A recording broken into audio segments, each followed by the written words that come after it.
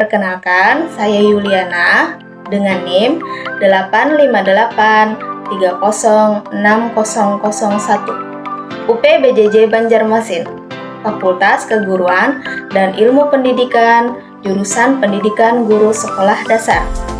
Pada hari ini, saya akan melakukan tugas mata kuliah PDGK 4107 Praktikum IPA DSD pada modul 8 tentang kelistrikan dan magnet, yaitu pada kegiatan praktik 1 kelistrikan dengan judul praktikum percobaan arus listrik dan tegangan listrik.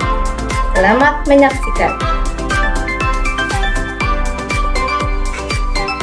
Listrik dinamis mempelajari tentang muatan listrik yang bergerak, yang kita sebut sebagai arus listrik. Arus listrik dalam suatu rangkaian dapat mengalir apabila kawat penghantar bersifat konduktor atau penghantar listrik yang baik. Sebaliknya, arus listrik tidak mungkin mengalir jika kawatnya bersifat isolator.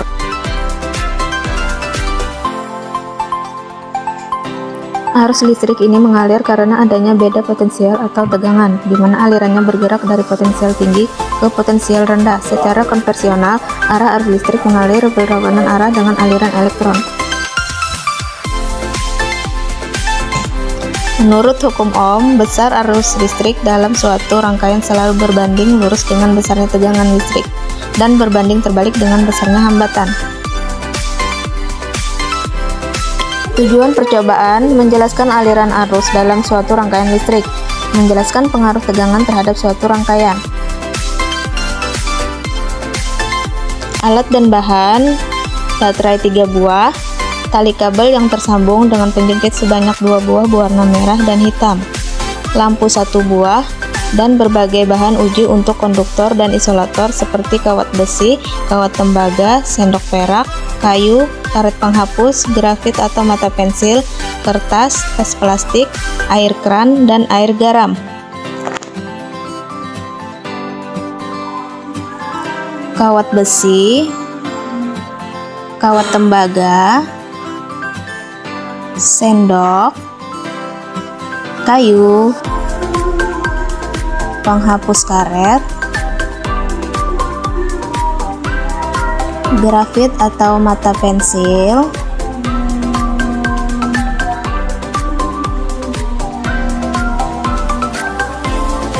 kertas, tas plastik, air kran, dan air garam. Langkah percobaan: susunlah 3 buah baterai secara seri, buatlah gambar rangkaiannya. Hubungkanlah kabel merah pada kutub plus dan kabel hitam pada kutub minus. Salah satu ujung kabel merah dipasang bola lampu. Jika lampu menyala, menandakan adanya aliran arus listrik dari kutub plus menuju kutub min. Kemudian tentukan semua jenis bahan yang telah disediakan tadi, apakah termasuk konduktor. Catat hasilnya pada tabel pengamatan.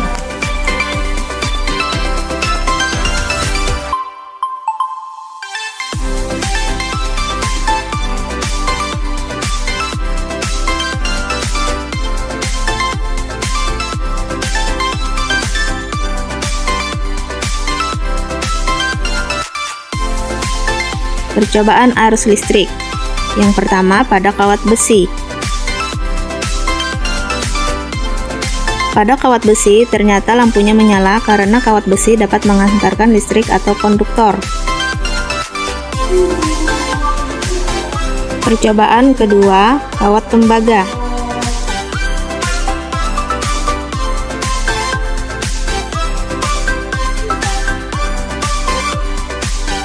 Pada kawat tembaga, ternyata lampunya juga menyala karena kawat tembaga dapat menghantarkan listrik atau konduktor.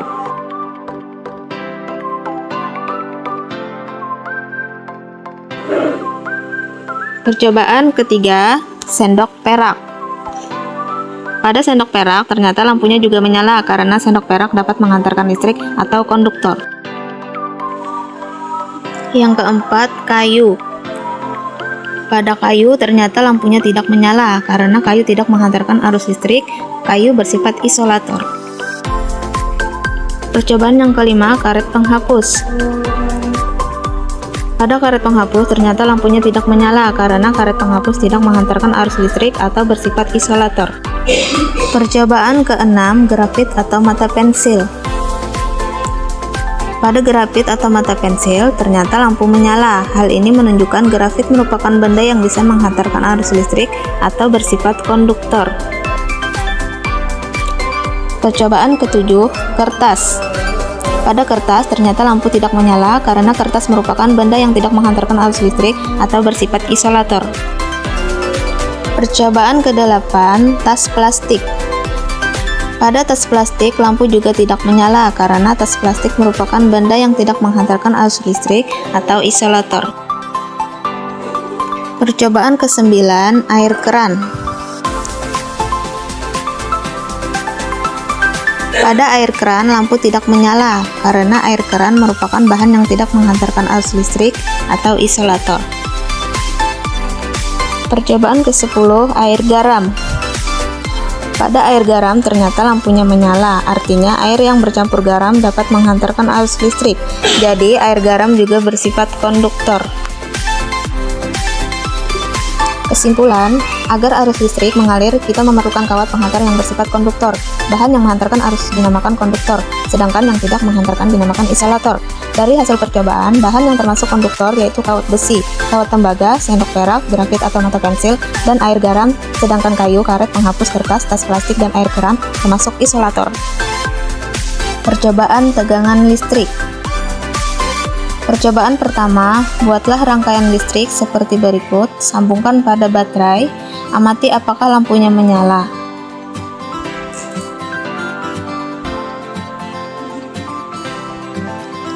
Ternyata hasilnya lampunya tidak menyala karena kedua ujung kabelnya sama-sama berada di muatan positif, sehingga rangkaian tersebut tidak ada tegangan listriknya. Percobaan kedua, buatlah rangkaian listrik seperti berikut. Kemudian tempelkan ujung kabel pada kutub baterai positif dan negatif. Amati hasilnya. Ternyata hasilnya lampu menyala namun agak redup karena muatan listriknya tidak terlalu besar, hanya menggunakan satu baterai. Percobaan ketiga, buatlah rangkaian listrik seperti berikut. Tempelkan ujung kabel pada kutub baterai positif dan negatif. Amati hasilnya. Ternyata hasil lampu menyala lebih terang karena muatan listrik lebih besar. Percobaan keempat, sama dengan percobaan sebelumnya, buatlah rangkaian listrik seperti berikut. Gunakan 3 baterai yang dirangkai secara seri. Amati hasilnya. Hasil menunjukkan ternyata lampu menyala lebih terang karena muatan listrik lebih besar dari sebelumnya. Hal ini disebabkan baterai yang digunakan lebih banyak.